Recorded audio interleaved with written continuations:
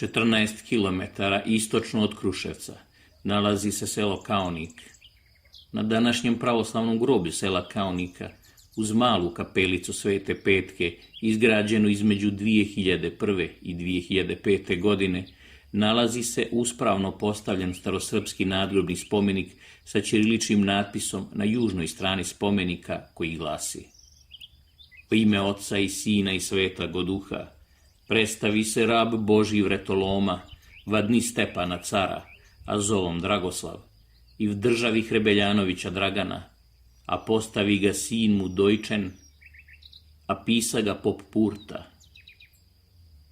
Nekoliko kilometara jugoistočno od Kaonika, u mjestu Veliki Šiljegovac, na brdu Ćurkovac, a na lokalitetu Đidovsko groblje, nalazi se još jedan starosrpski nadgrobni spomenik sa uklesanim natpisom: Va ime Oca i Sina i Svetoga Duha, predstavi se rab Božji vretoloma, a zovom Mirko, pomeni ga Vece.